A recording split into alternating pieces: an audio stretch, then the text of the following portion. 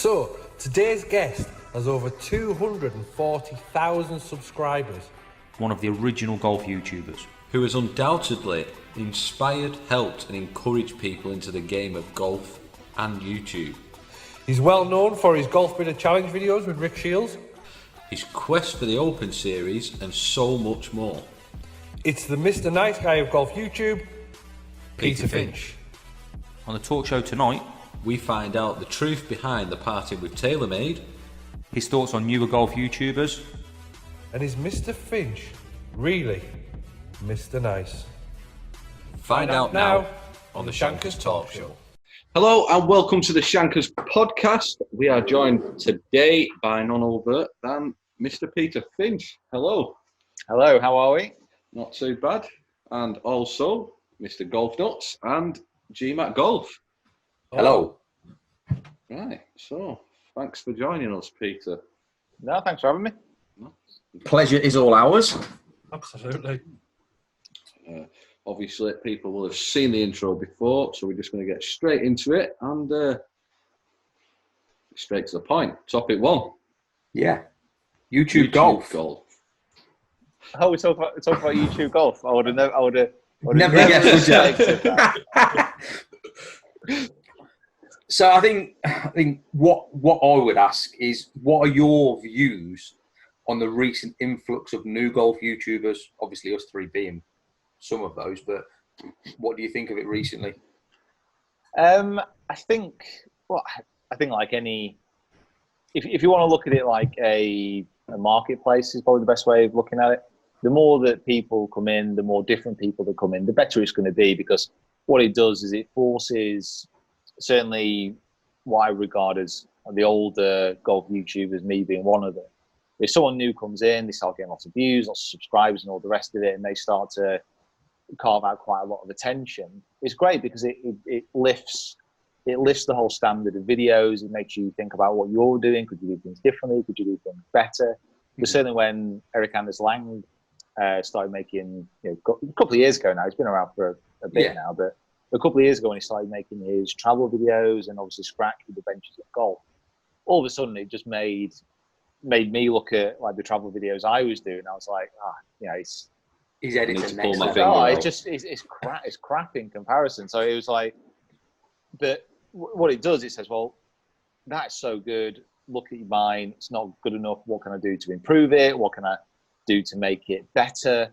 So on a whole, it's good. I mean, Do you see it as a positive thing then? yeah, I don't see why not. There's, especially with golf as well, and the way that the sport is between different people. I've never seen other golf YouTubers as like competition or enemies or anything like that, because everyone finds their own voice, everyone finds their own thing that they've got to do. And what it means is, let's say, talk about Eric, for example. Let's say Eric, he's got a project where he's going off and he wants to do a collaboration in another country, for example. Brilliant, amazing. Like, we can figure that out. We can do something. I can do a style of video. He can do a style of video, and then those videos and those channels will grow together. And that's always the case. Like collaborations and people doing videos together, they're always so popular because people don't like if they just come. If they come to your channel, obviously you're going to be on there. But if it's just you and you're just doing what you do all the time, it's just boring. It's boring. It's boring for them, but it's boring for you as well. Yeah, It's boring for the viewers, of course. And you just need to kind of interact with other YouTubers. You need to make sure that you can get them on the channel, that you can be on their channel. The ideas have got to be good. There's no point just making a video for the sake of it, but getting YouTubers together, getting them doing things together. You've seen it from like different events which have been going on and different videos which go on all the time. It's by far a more interesting video when people come together. Yeah. I'm gutted Rick didn't make a full video about the range night he had, which you came to at Trafford as well. Yeah, no, I think it was good. I think it was just a bit. I don't know. I don't know why he didn't make a full video out of it, but I would say that type of event, there's so much going on. Yeah. And obviously he had his drone taken down about 5 minutes into it. It's obviously going to knock you a little bit, but I think imagine a few it's probably- people were a bit drunk as well. Pete. I can't imagine who that would be. Listen, I made the putt for the money with one hand, so You I'm did. not being funny. You did. I'll You throw did. a picture up of you, Seb, and my brother, because my brother was being a bit of a fanboy. And Yeah. I need to get a picture with these two. So we've got that picture somewhere. And I wasn't So- even there. I No. was too busy sunning it up in Gran Canaria. Yes, you were. You made the right choice. I'd rather be in sunny Gran Canaria than having a few Budweisers on a freezing night in Manchester. Yeah. Very true. Very true. Talking about collaborations, do you get mithered all the time by maybe not people who have just started out? And I won't say mithered is not the right word, but I mean, get a lot of requests and people asking to do videos, but because there are so many people making golf videos now, you just got to be a little bit selective about it, because if you just said yes to everything, you'd be up and down the country. And what I'm trying to do, especially this year, so much more than I've done previously, is actually before I start filming, have a proper structured plan in what I'm trying to do. And if you just say yes to everything, and this is what I found last year and definitely the year before, if you just start saying yes to everything, you end up filming with someone, or you end up, even a few times last year, I was traveling, literally thousands of miles to get to somewhere. And because everything was so crammed in, because everything was so rushed, because I'd said yes to everything, I was getting there and I still had no idea what the hell I was doing. So you just need to just kind of take your time a little bit and actually say, well, a collaboration with this channel, for example, they might not have that many subscribers, but they're a long driver, for example. Okay, Yeah. well, we could make an amazing video on long driving. This person over here, their content is good, they've got loads of subscribers, but what video could we make? Would it be worthwhile? Maybe not. You just got to try and weigh it up a little bit, but I am very much not great at that. I got a couple of people, actually for the first time ever, I'm actually employing a couple of people, and they're starting in late Feb. And that's going to give me a whole new opportunity to actually put a few more plans in place, do better content, actually plan it out so much more. And I'm very excited for that. It's the first time I've done it. A bit nervous, but yeah, I'm excited to see what that's going to be like. well, that goes back to like the Eric Anders Lang thing.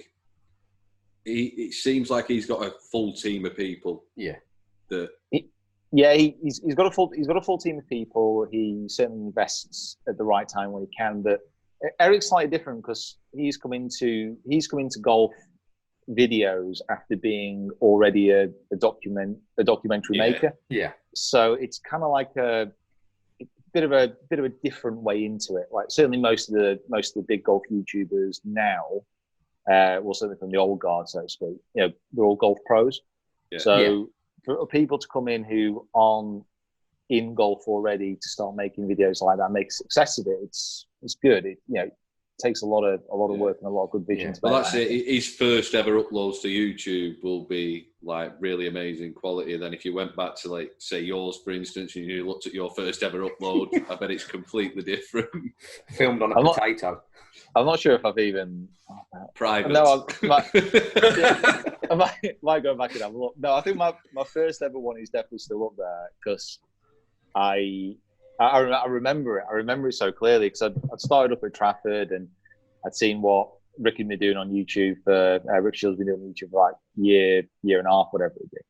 So I kind of knew that starting the videos, doing the YouTube videos would get me more lessons, and that's why I got into it. But that first video, I was literally range opened at 6. I was outside the door at 10:02. I got into the bay like it was barely light, but I managed to. I got in there because there was no one there, so I could not bear the thought of actually filming and people watching me. And when I look back on that first video, I'm honestly like just a completely different person. Like the way I'm speaking, the way I look, the way everything looks. It's just completely different. But it's great because I mean that's one of the great things about YouTube. You can actually have a look back and see what you've done. in the past. Yeah, and see actually what go you like, shouldn't "Oh, have done. yeah, exactly. And that's what it's all about. It's about just like looking at the videos you've done and just trying to learn from them. You know, what you do well, what you do badly. Yeah, you learn a lot more from the bad videos than you do the good Yeah. videos. So 100%. See, for me, and I think Golf Nuts is the same, it's helped me grow my confidence so much because I hate being in front of the camera. And it was a struggle when I first started. And I must have filled about 3 memory cards with takes of trying to say 2 lines. Golf Nut still does. Yeah, true. And I feel a lot more confident now. I'm still a bit thingy if I'm holding the camera and people are around me. I'm like, oh no, I'm really nervous. You could probably see my face going bright red and stuff. But it has helped build my confidence so much. yeah, My first video, Sorry, Lee. my first video, I didn't even speak. I just didn't even speak. I was like, right, I'm going to film myself hitting some golf shots, and I'll put it together in a little 2 or 3 minute collage. And I thought, yes, I've done this. Uploaded it, and I thought, oh, great. Put no, Eye of the Tiger now. over top as well, music. Yeah, I mean, how do you find that aspect, Pete? Because you do a lot of vlogging on the go, like when you've been to Adidas or when you're in the airport. How do you feel now? Obviously, seasoned YouTuber talking to the camera when you've got people around you.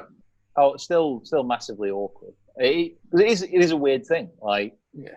just getting out of camera, especially the cameras I'm using now, because I've got it here actually. I've not got the mic, but I've got a big boom mic on it. So that's the Right, camera. okay.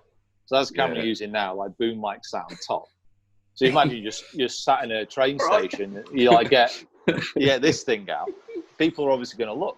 Yeah. And they're going to be like, well, what the hell is this guy doing? But Yeah. I think with the advent of certain YouTube and just all the content being online now, I think if you do get it out, people are generally more interested than anything. So Yeah. people come up and just say, oh, you know, what you're doing, blah, blah, blah, and you can just explain it. So look at it another way of just being able to tell people what you're doing, almost to advertise what you're doing. Yeah. But the nerves and that side of thing never goes away. And certainly for me as well, I mean, YouTube has definitely helped build my confidence as far as kind of speaking and presenting. But yeah, you get me in a room full of people who I don't know or don't know me, and I still very much struggle. Yeah. That social. I caught a bit of your awkwardness. Instagram live before when you said something similar, when someone commented about the podcast. Yeah, I've always been that way, and certainly in lessons, it was always quite a struggle. But YouTube is social and all the online kind of coaching videos that I'm doing, it has helped that so much, because when people come in for a lesson, they basically already know me from all the videos I've done. So that awkwardness of actually getting to know someone completely disappears, because you get someone in for a lesson and, you know, they're saying, oh, you know, what did you think of this course? And, oh, God, I saw you were in, you know, this place a few kind of months breaks ago. the ice straight away. Yeah. I mean, there's people coming in and they're saying, oh, God, I remember when you played this. And I'm like, I can't really remember what you're talking about. I can't remember that. It's like, so like giving a lesson, I'm just like searching through my old videos like, oh, I remember that. Yeah, that was good times. So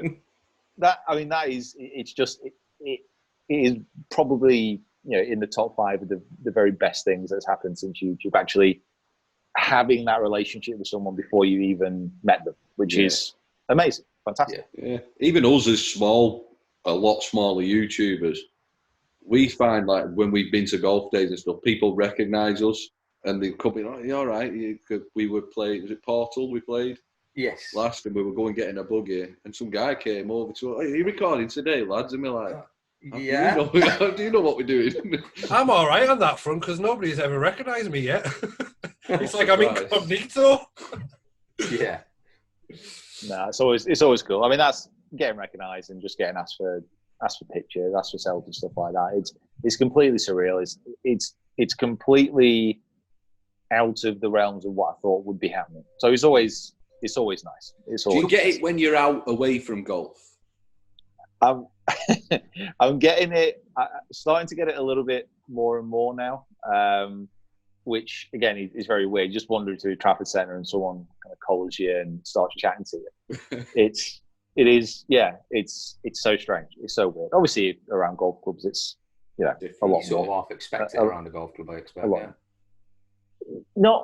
Not so much. I certainly anytime anyone comes up to me and says hello is always nice. It's always a surprise. Indeed. Lee, have we got a couple of questions on Twitter before we go to the next topic? Have. Bear with me 2 seconds, chaps. I was on a different screen.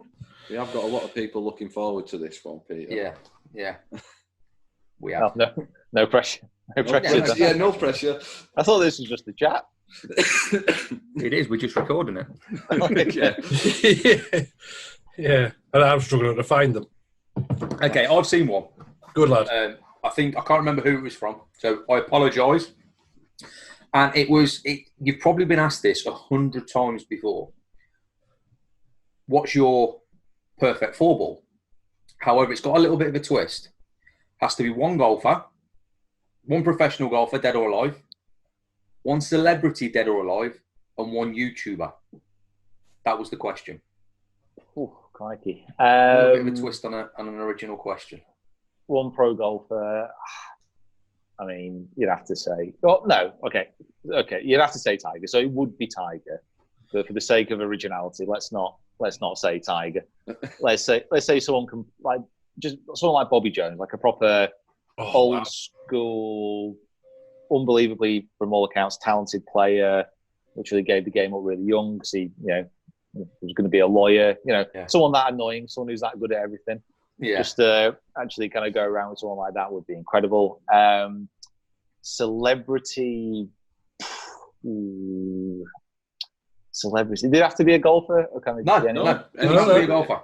Perfect. It'd have to be Billy Connolly. Would be Billy Connolly then. I mean, 4 hours of laughing. So you got Billy Connolly, Bobby Jones. Obviously, that's going to be a winning combo. Yeah. And then obviously, why not? And then what was your one? YouTuber.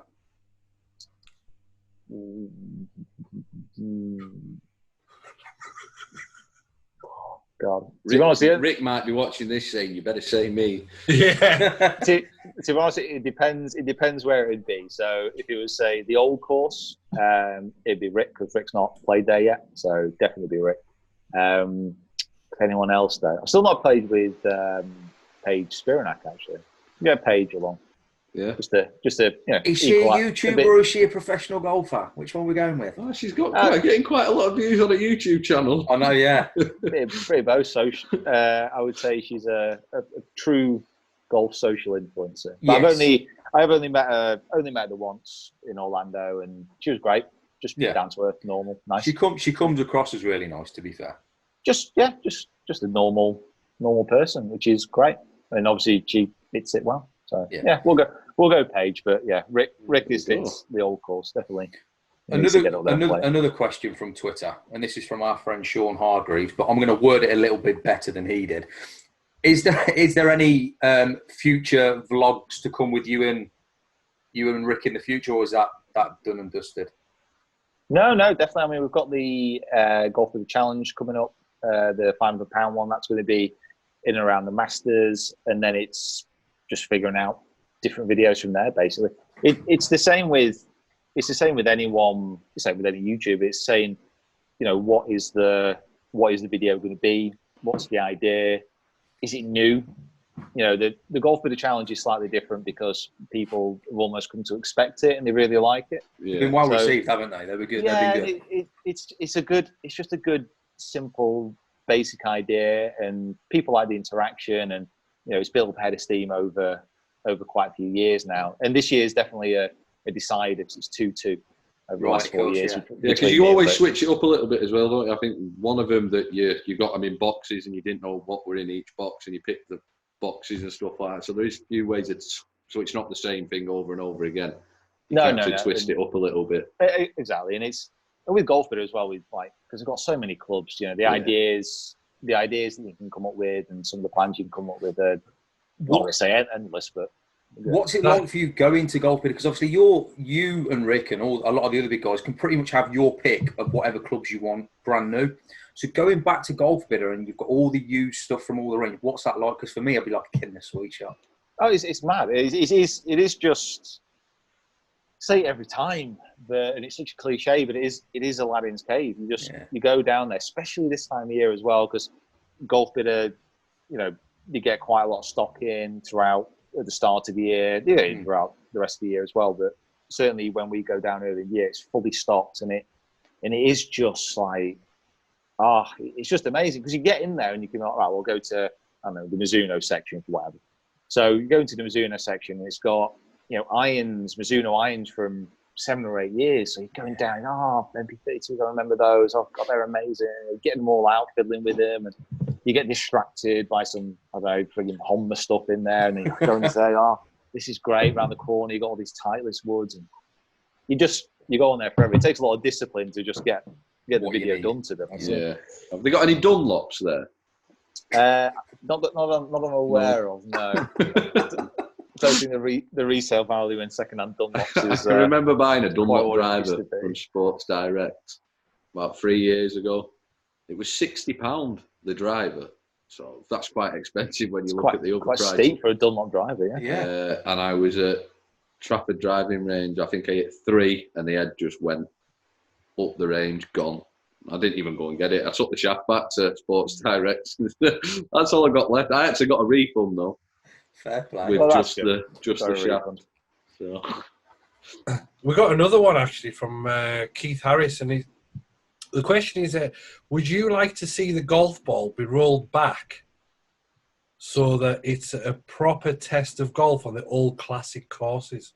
That will lead into sort of the next topic in a minute as well.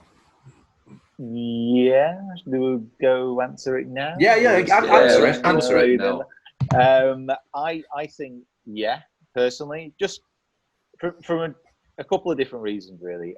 With some of the older courses, even average players now, average players sounds quite mean, but you get what I mean, kind of mid handicappers, high handicappers. Us. Yeah, the current crop of people assembled. Pretty harsh. Even I mean, put it this way: when I strike it poorly now, I can still get 270, 280. Now you take that back 10 years with an older driver and an older ball, that's flopping out of the air at 200 yards, like easy. So it just makes all of a sudden that dog leg on an old course where you've got that bunker that you need to try and stay left of, you can hit it over it when there's no, without any real problems, and that completely negates the course design. And unless you've got the room to shove the tee another 30, 40 yards back, only the very richest courses with the most land can do that. Yeah. And there's certain courses that are just not going to be able to. So you just lose a challenge of a whole raft of courses that were built, 110, 120 years ago. But it's a conjunction thing. It's the ball and the driver together. So the ball's probably the most important thing. So if you take a modern ball and use a 10-year-old driver, you can still get really good results. If you take a 10-year-old driver, if you take a modern driver and then a 10-year-old ball, the drop-off is pretty dramatic. And I think for many reasons, golf would actually, certainly if it was an equipment standpoint as well, so you have to roll back the driver as well, I actually think it'd be quite a good thing, because certainly from an equipment standpoint at the moment, things are just stagnating a touch, because people kind of understand a little bit more now about, drivers, a driver from today versus a driver from 5 years ago. There's not really much difference. And if you suddenly said, okay, here's the rules that are changing on equipment, these are the new guidelines, all of a sudden it actually become a little bit more interesting as well, because you've got to get the new conforming equipment, what's the best of the new conforming equipment, all the rest of it. But that's from a point of view of me not having to get new clubs and stuff. So that's going to be the biggest impediment. See, but would they do that though? Because a lot of money has been spent by the average golfer, because obviously course rules in your local course would they have to change as well, or would it just be for tour players? I think it would have to be across the board because with golf, bear in mind with golf, it's one of the only sports where we could all go out tomorrow and play, and we could all compete because of the handicap system. Yeah. And if the amount of pro and amateur events out there is very low, but if you're a good golfer, for example, and you're trying to turn pro, I can't quite see how you would go from using certain equipment to then using other equipment. When does that switch over happen? Is that in elite amateur events? Is that when you get to a certain handicap that you got to switch equipment? I think if it was going to change everything, everyone would have to change together. What about you, Mr. Shortball? Golf nuts. What about that? Would you like to change back? God, back in my day, it was kind of like Max Fly Australia Blade with a Max Fly Revolution, and that's what I used when I turned from being an amateur to a pro golfer. That is what I had. With the Callaway Biggest Big Bertha, and obviously that driver now is illegal. But would I go back to them? Absolutely, because they were probably the best days of my life, and ball striking ability back then to now. So what year, sorry to interrupt, what year was the Big Bertha, roughly? 98-ish? Pete's on it. I can see Pete's on the laptop. So it depends which iteration of the Great Big Bertha. Great Big Bertha, I think. No, I used the biggest. So that was the latest. That was the last one, which I'm sure is 98. Well, I would have had it. Hang on, 15 years old. I had it. So I had it in 1998. Yeah. Yeah, sounds about right. Pretty good. I'm going down a Great Big Bertha black hole there. So okay. So yeah, it was about 98 when I had it. In 1998, the PGA Tour driving average was about 273 yards. Well, I can honestly, hand on heart, say I was longer than average back then. So I don't know what happened. So what happened? Because you're not even that long now. Yeah, but the difference is, you see, it's all right hitting it 300 yards, but fairways in regulation, greens in regulation, my stats are a lot higher than probably what they were back then. So I will find a fairway and find a green in regulation as opposed to bombing it 280, 290 and being in the rough or in first cut or something like that. So at least I'm consistent with something. Give me some credit. What would you prefer, Peter? More consistent tee to green or long off the tee? Be both, wouldn't it? There's no. If you had to pick one, yeah, you've got one or the other, Pete. Come on, don't be greedy. I would choose door 3, because it's one of the like when people come in for lessons, and it's just like I don't want. You hear this like literally all the time. So I would say you hear this if you got 20 lessons in a week, you'll hear this 15 times. I'm not bothered about hitting the ball any longer. I don't need to hit the ball any longer. I just want to hit it straighter. Okay, great. Get him hitting it straighter. What's the next thing they're saying? I want to hit it longer. Yeah, you know what? I reckon I could get a little bit more out of it. It's the way it's been. It's the way it always will be. Getting them all together. That is the holy grail. But as soon as you get accuracy, trust me, you will want distance. Well, the truth be told, I've been to a few top traces around yesterday, and I was 296 something like that yesterday. We didn't witness this, by the way. I've got proof. Yesterday, I've got proof. In the biggest storm we've seen. That was it. Yeah, it was downwind. You might know downwind. Oh, now who's taken what out of context? Now? You said it. No, on the simulator it was like 285 and then 290, something like that. So you've obviously got to take some off of it. So I'm not exactly the shortest hitter in the world. I don't like hitting a driver 175.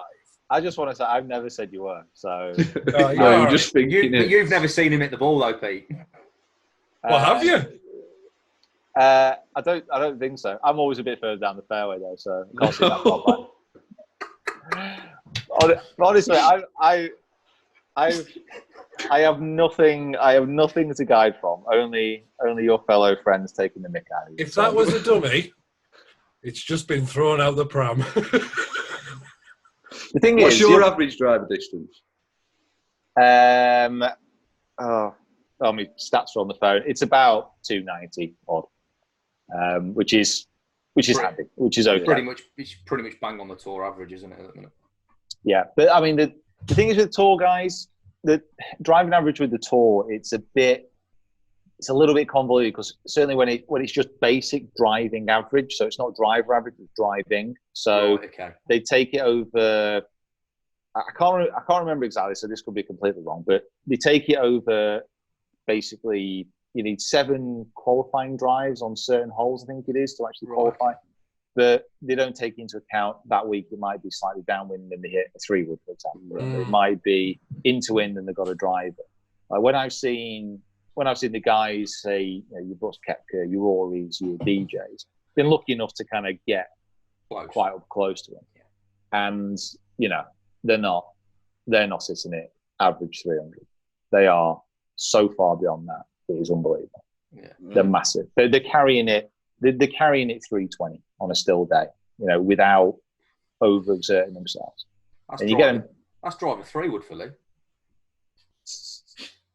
Oh, it's brutal, Lee. You ignore Let's just ask the question. Sorry, I'm going to interrupt. Let's just ask the question: who played golf for a living out of the 3 of us? And I don't think it was you two, was it? No, that's it. Argument settled. Thank you very much. Good night for me. Mate, just turn around. Just say you're a professional sportsman. You're a professional athlete. No, that's he's what not. That's what you need to lead off with. It used to be. I'm going to go with used to be. Once an athlete, always an athlete. Once you're president of the United States, you're always Mr. President. So that is true. So have some respect, boys. Righto. You're talking about one step away from Usain Bolt, athlete. Did you see the young lad who was hitting his 2-iron over 300 yards? I seen that on Twitter today. I've seen that on Twitter as well. Did you see when the camera panned round? Did you see the flags? Downwind.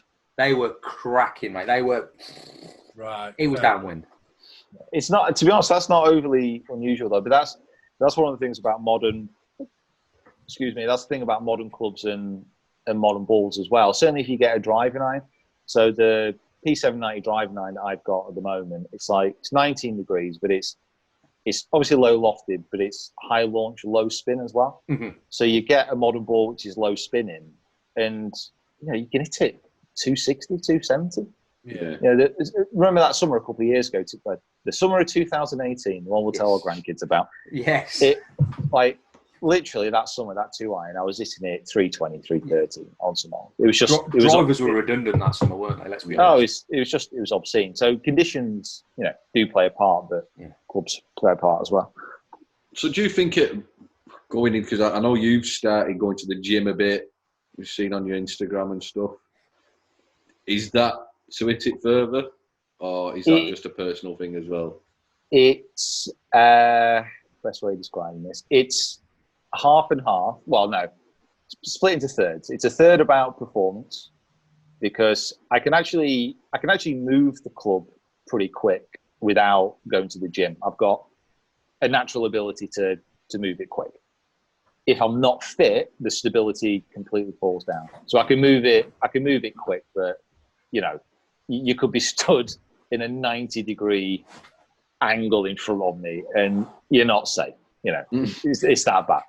But with the extra stability and the flexibility, that allows me to actually maintain that speed without hitting it completely off the planet. Second of all, just general lifestyle. I'm not unhealthy,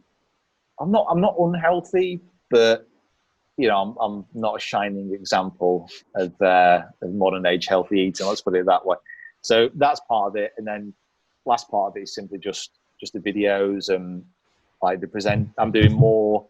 Probably this year, I'm going to be doing more stuff on TV. I'm going to be doing more stuff YouTube-wise, social-wise. In the end of the day, certainly last part of last year, I was just looking at myself on video, and I looked crap. I was just like, oh, shit.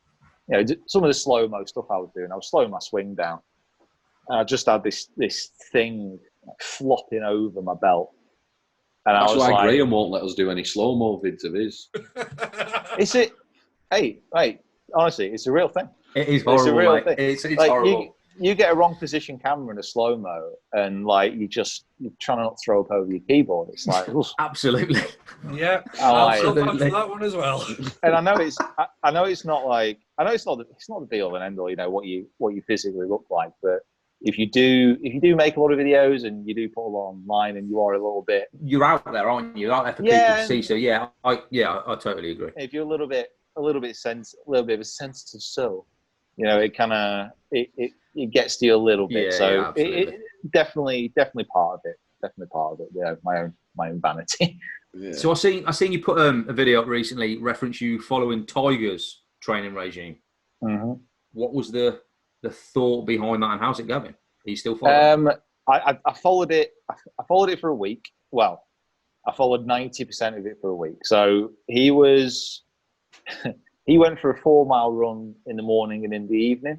Mhm. And with what I was doing that week, with the filming, the practicing, all the rest of it, I just physically wasn't able to do that. So I did. It was like I must have done about 4 to 5K a day, but that was kind of treadmill, bike, whatever. Yeah. Just to try and keep up with it. So the actual cardio side of things I didn't do, but I was in the gym early. I was in the gym late.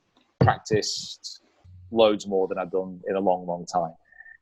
And it paid dividends. I mean, it started off that week just absolutely slapping the crap out of it. It was horrendous. It was literally, I'm not sure if I want to play in this tournament type of striking. Yeah. It was awful. But then by the end of the week, confidence returned much, much more. Had a decent first day and had an amazing second day, just didn't hold anything. And then the third day was a bit crap. But yeah, it worked for that week. It was good. And again, it's that thing. It's from my point of view as well. It's something to actually film. It's an idea. It's a process, and it's an experiment all at the same time. And it's good. So I love doing stuff like that. Bit hard work, but it's good. It's worth it. Yeah. Worth it. Yeah. Quest for the Open then. Yes. This year, how's it going to go? What's your predictions? I really want to get through first stage. So if I get through first stage, dog's falling off the chair. Come up. Just literally fell asleep and fell off the chair. I just want to get through first stage. I had definitely my best chance this year of getting through first stage. It just didn't play well enough on the day. And then once you get through first stage, once you get to final stage, it's very different, because then you start to get ex-European Tour pros. You obviously get everyone who's come through the regionals anyway. So the quality of the field is absolutely immense. And it really comes down to just, you've got to have like the 2 best rounds of your life if you want even a chance to get up there. The level is ridiculous. So I'm hoping to get myself to a point where my game can have that chance of having that amazing day. Because it's 2 rounds in one day, and if you do get hot, it is possible. It's the beauty of open qualifying. It's the reason why I'm doing the videos, because literally to get through to the Open, you need 3 good rounds, which is a bit weird when you think about it. But obviously, there's a hell of a lot more than goes into it than that. Yeah. The potential and the idea that you could get yourself to a level of getting through those stages and getting to the Open is absolutely amazing. But I'm a long way off that. Technically, I'm actually not too bad at the moment, but from a mental standpoint, that's one thing that I really need to work on. I was literally just about to say, what do you think is your blockage for when you go to the first round? What do you think it is that blocks you out from being able to do a qualifying score? Certainly when I started it, very much. I mean, my mental game has, I would say, never been that good. I've never been that good. But over the last year, really started to work in it much, much more in conjunction with what I'm doing. So my mindset around mental work now is that, let's say you spend an hour on your putting, for example, the hour that you'll spend actually practicing the mental side of things, that's just as important. Because technically now, I've been a pro golfer for, I turned pro when I was 18, so it's a frigging long time. It's a long time. We will not disclose that information on this channel. Cannot even bloody work it out in my own mind. So from a technical standpoint, I know what I'm doing. I know how to hit a golf ball. Yeah. But it's under the pressure. It's under that situation where, let's say, going down open qualifying, and you know, I've got to make a couple of birdies, or I've got to make a couple of pars to actually get through. It's being in that position and being able to cope with it rather than just absolutely melting. And at this moment, I would say that I would melt under that pressure. So it's just making myself a lot harder in those situations. What are you doing to improve that mental game? What are you doing? Are you seeing a psychologist or anything like that? Or so I've got all the information that I need. I've been doing some stuff with Carl Morris, who kind of works with a few tour pros, and we're doing some filming with him in the past. Picked his brain.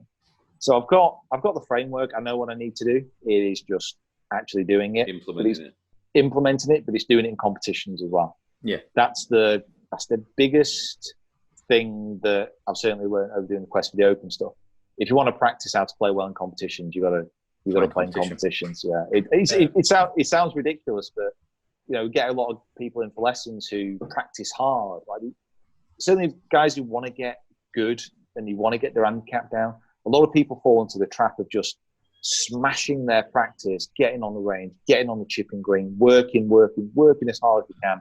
Saturday comes around and they don't perform. Yeah. And their automatic reaction, because of what they're used to doing, what they've been told to do, is, right, okay, well, I wasn't good enough there. I know what I'm going to do. I'm going to practice even harder this week. So range, practice. Don't get any better. And it's, you know, if you could swap half that range time for actually competitive rounds. Golf, just actually playing golf. It makes such a massive difference. So you see, for me, just a quick question. When you're going for Open, when you tee off on the first, what is your mindset in regards to, are you going birdie hunting or are you going conservative? Literally, I just want to make par for the first few holes and then go, I want to go chase some birdies, or... My mindset on Open qualifying, especially at West Lang. So have you guys been up to West Lang? Not yet. I've never played it. No. So certainly this year, like the rough was thick. So you stand on the first tee at West Lang. You got out of bounds left. You got 2 fairway bunkers up on the right. Further right of them, you've got thick rough. Through the fairway in a straight line, you've got thick rough. So it's not a driver, so that's the first thing. So you've got to put the biggest club away, which is a bit disconcerting.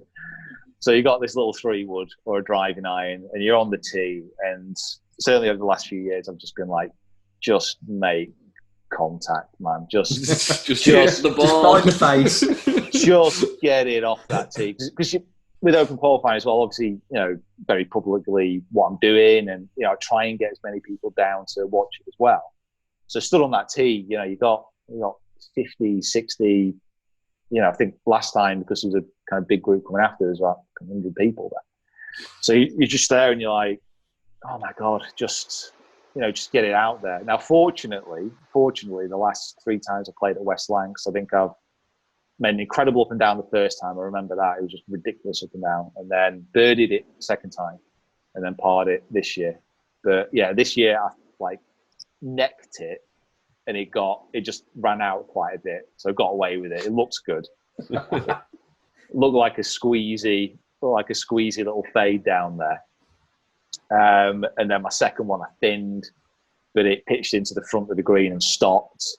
And my putt, I pretty much yipped it, and it just rolled past the edge. And it's like, you know, about 6 inches away. And I'm like, concentrate, make sure you get it in, and you know, full routine, make it in. And then that actually settled me down quite a bit. Once I get that first hole out of the way, it settles me down. But the whole point of this year is to actually, by the time I get to that first hole, I need to be in that mindset of, okay, you got 18 holes, you've got to make as many birdies as you can. I've always tried to just ease myself in, but you just can't do it anymore. Especially at the one-day events in the North PJ region. We've got ex-tour players now playing on it, you know, and they're not going into a round thinking, driving on first few holes, centre of the green. You know, they're there to. They're flag hunting, aren't they, from the first? 100%, yeah. And you just, once you actually realise that, then that actually frees you up quite a bit as well, because you realise you don't have time to be nervous. Like You don't birdie that first hole, you're like, crap, I'm down, like 17. Like, people would have birdied that first hole. Yeah. So it's just like, keeping it going, keep on pushing yourself. I think Sometimes it's the probably par's the- just not good enough, is it? No, not anymore. Not anymore. I think that's a good thing, though, that you're under that strain, even at the PGA events that you go to, with these X2 players. That, right, well, this is perfect preparation for me. If I want to be top of that leaderboard against these guys, this is what I'm going to put myself under to just qualify for round one of the Open. And, yeah, like you say, getting yourself prepared for it. What a brilliant way of doing it. Oh yeah, I mean, when you start to, certainly when you play in these events, when you start to play with the good players as well, it's such a massive learning curve. I played last year for the first time with David Shacklady, who's won a few times on the seniors tour last year. Kind of won, I think, in Russia the year before to like cement a seniors tour card, and has just been smashing it ever since. And play with David, and he's a proper lad, and he's just he plays this kind of lowish to mid-range draw / hook type of shot. And when you actually see him hit it, it's a bit like, well, you know, it's not, you're not blown away by the amazingness of his ball striking, but you just see him there, and he's just like, little draw, fairway, little consistent, draw, green, like holds the putt, little draw, fairway, little draw, just misses it. And like before you know, it's 6 holes, he's 4 under, and you're like, he's not even hit it well. It's boring golf as well. You think it's boring golf, but we had this conversation not long last week before With Lee. Boring golf makes good scores. Yeah, well, I think we played with this year in PJ Pro-Am, BMW down at Wentworth I managed to play. Uh-huh. And I got in the Pro-Am with Noren, and he was the same. Like, he was like 5 under through 7 holes. But he hits it a long way though, and he looks like he hits it a long way. Nah, I'm probably just past him distance-wise. Really? Yeah, but the thing is, like, people say he plays a fade, and he does, but it's like a 2-yard fade. Yeah, it's not. It's a 2-yard fade and a shoebox-sized divot. It's not a GMAC fade, is it? No, it's not. It's just like, but that's the thing. It's just like he's 5 under through 7 holes or wherever it was, and you know he's just completely just playing within himself. He's not even trying. Yeah. Like, he's chatting. Like, he's talking at the top of his backswing. He don't care. He's just on the green. He holds the putt, and it's like, damn, it's just different. Just a different level. Yeah, it is. Consistency to it. Because I know golf nuts. You want to go for Open qualifiers, don't you? That's what you're driving for. Yeah, that ultimately, and the reason what spurred it on is with the old man having dementia, is I want to be able to put him inside the ropes for something he can remember for the rest of his life before it gets too late. So I've put myself under that pressure, which is ironic, really, because I don't ever get to practice on my own. So I've kind of got the double-edged sword where I really want to do it. I've got to reduce my handicap drastically and quickly and improve my own game. But at the same time, I'm trying to help Dad and do his things all the time. And yeah, so my ultimate game is to go for Open qualifiers again. I'd love to do that. Are you aiming to do that next year, did you say? Yeah, next year's the year. I've got this year to focus, get it down from 8 to scratch, and then off we go. But I mean, look at the rounds I'm having. I had an 8 on a hole the other day, shot 4 over, 1 over for 17 holes. So it's there or thereabouts. I'm not saying it is on point at the minute, because it literally isn't. I know where my weak spots are, but you've just got to grind it out, unfortunately. And I always found that back in the day, I could be 6 under, but you've still got to grind it out to get to 7 or 8 under or something like that, you know. So the goal is to get, and that's exactly why I'm playing golf again after retiring, which sounds horrendous, but yeah, I retired from it, and yeah, ultimately I want to play in the Open, like any amateur golfer does. Yeah. Right, shall we fly on to another question? Yeah, I'll just see you there one day, maybe. Just give us 1 sec, guys. Just gonna let the dog out. Let the dogs out, Pete.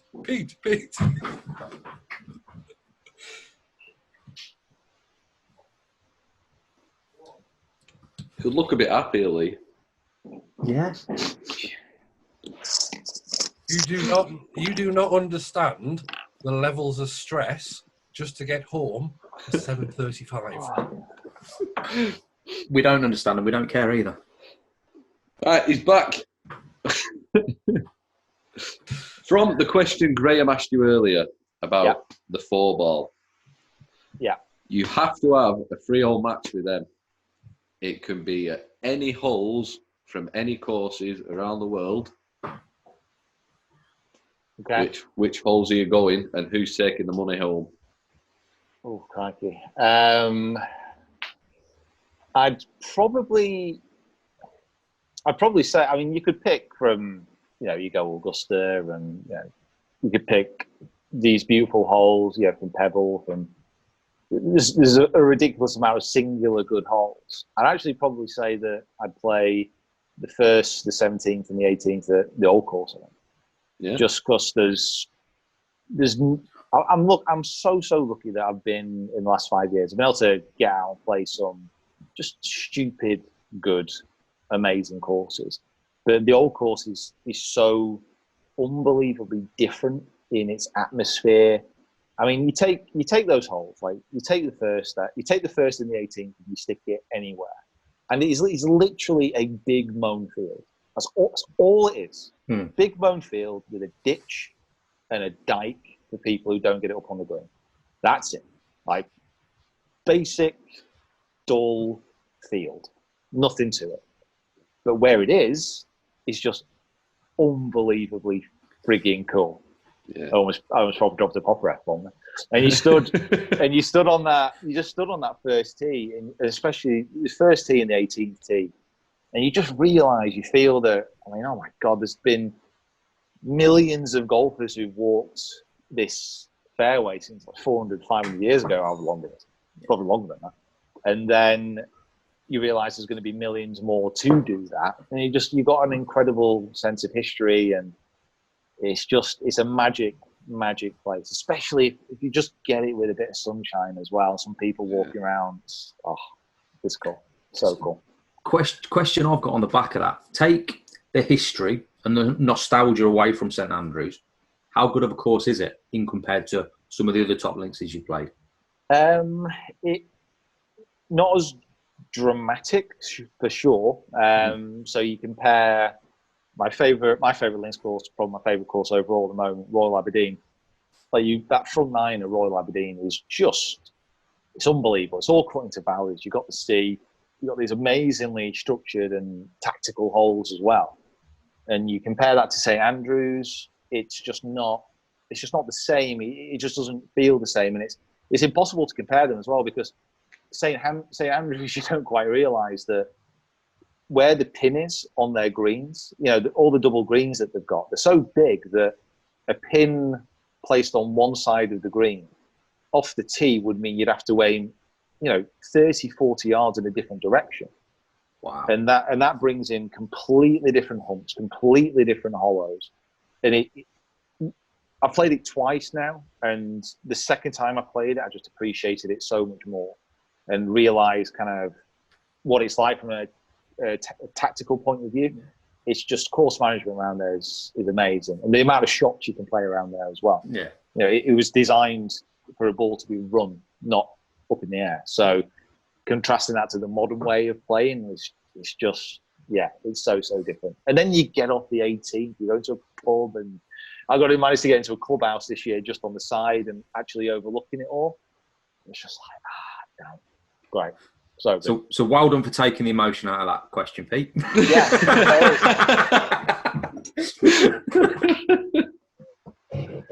So obviously, you said you played it twice. Was the second time? So I know you played it with your dad. Was that the second time? Yeah, second time with my dad. Yeah. I thought it was. Yeah, and it was great as well, because he obviously never played it before, and he was made up by just hitting a good shot off the first, off the tee shot. There's a lot of nerves on that first tee. And then a good shot on the par the 18th as well. There's a lot of pressure on that shot as well. Honestly, it's wide, it's massive, but if you look straight at the green, like the road on the right, it's calling your name. Yeah, well, played there with this time I played there with Seb on golf as well. Yeah.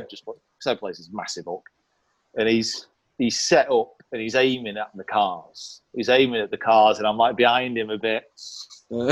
Like if you just push one, and is it this like toey shot? And obviously, kind of last year, he used all TaylorMade gear. I was using all TaylorMade gear last year, and he had twist face driver. Now, if you strike a twist face driver out of the toe, you don't want to come back.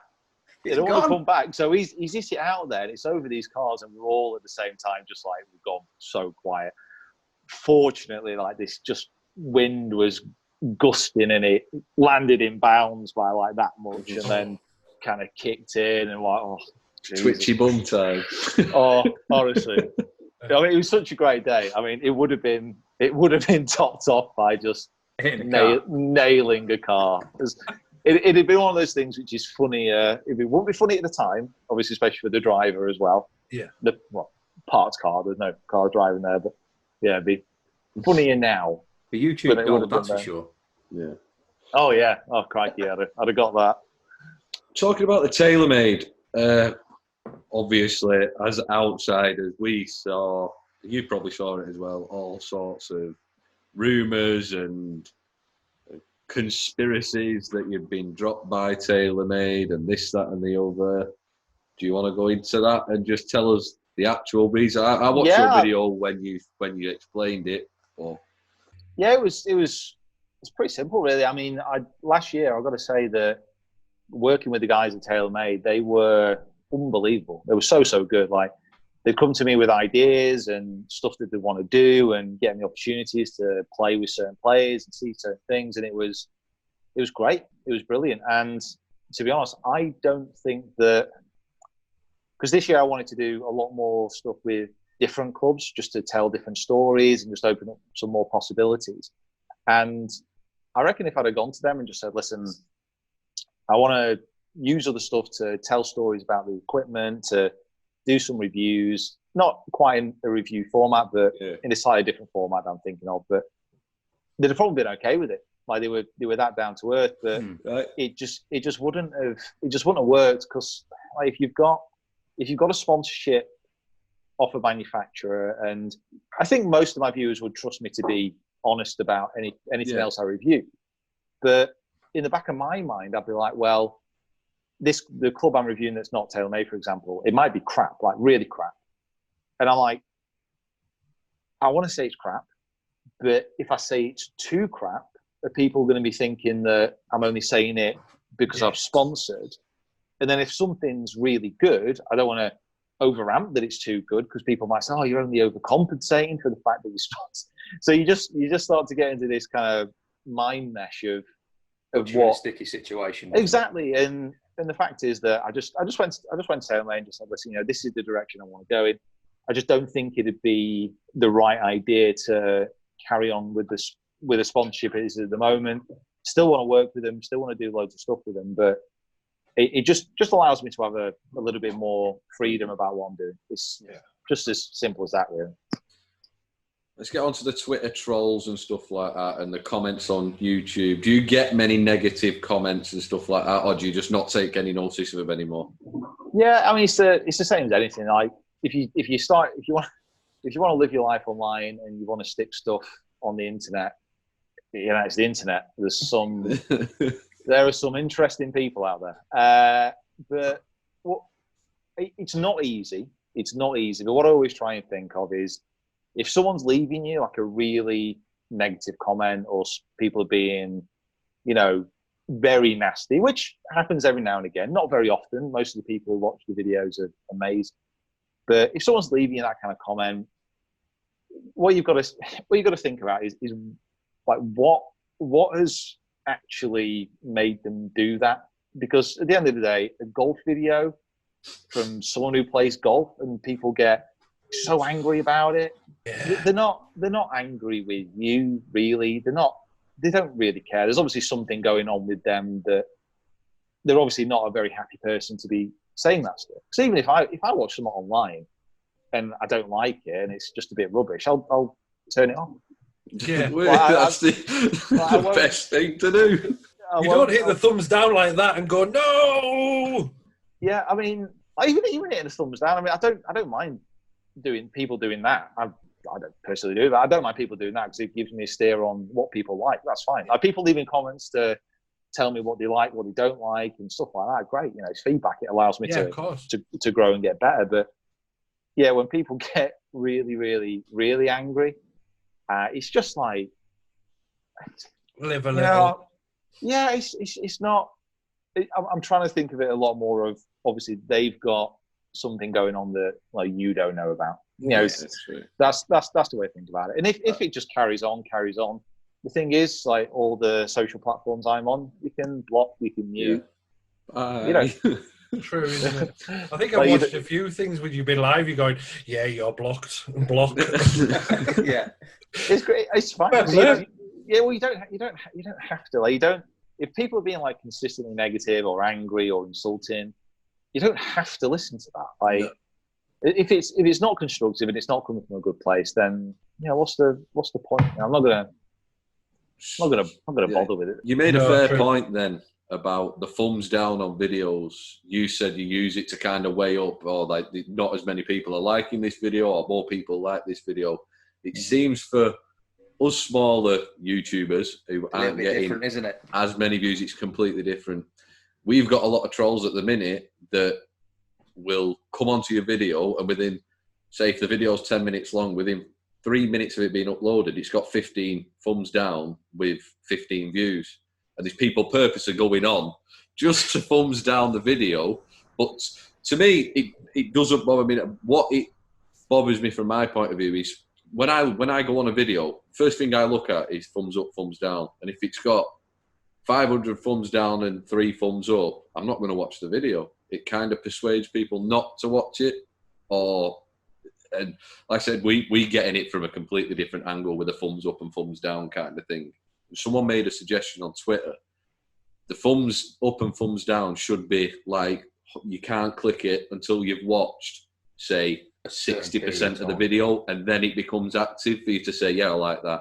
No, I didn't like that, which I think is a brilliant idea. But yeah, I mean, it doesn't. Again, it's the thing you have to just work through. I mean, when I upload a video, I think it is just one person, but within a minute of uploading the video, if it's like a 10-minute video, for example, there's a thumbs down on there. Like, I think that just means though they're subscribed, they've got notifications turned on. Listen, but that's the thing. It's a view. It's a view. They've watched it. It doesn't bother me. But what I'd say is that if you're getting thumbs down and you're getting dislikes, it's so easy because it is you on camera. You are doing the videos and all the rest of it. It's really easy to take it personally and be like, you know what? No, screw you guys. Yeah, whatever. You don't know what you're on about. But actually, just take a look at it and say, well, actually, why? Why are we getting those thumbs down? And then it's just like it's watching the videos again and saying, that could have been better. Yeah. This could have been better. I could have definitely improved that. Or maybe people don't want to hear about this, or maybe they want to hear more about that if you're getting positive videos, stuff like that. It's tough. It's tough to take that personal element out of it. And it's certainly something that I struggle with all the time. We've kind of come to the conclusion, it's not just viewers, though, that are doing these dislikes. It's other small YouTubers. So they purposely do it. There's like a whole war going on. It's a conspiracy theory. Below like the bigger YouTubers, it's like a completely different kettle of fish. It's like cat and mouse. 1,000 subs down. It's dog eat dog. I mean, I've got to be honest, you guys can speak for yourself. I've just checked, and my last 6 videos I've had no thumbs down. Touch me. Yeah, that's because you've had no views. I've had 3. In fact, 7, 8, 9, 10. In the last 10 videos, I have had a grand total of 3 thumbs down. It's just you, Owen. It's just I'm me, just a nice guy all around, Owen. You might want to take a leaf out of my book. It's like athletic training, and you're pulling back. That's what it is. People recognise. Oh dear. I think we should end it there, guys. Yeah. Cool. Big thank you to you, Peter. No worries. Thanks for coming on. Very much. Thanks for coming on. Thank you. And to everyone else, thanks for listening. If you got to the end, smash that like button. Check out Peter's channel, which you probably already do if you're following us anyway. But thank you very much. No worries, guys. Have a good evening. I'm going to close the door. It's freezing. See you later, Pete. Thank you. Cheers, Peter.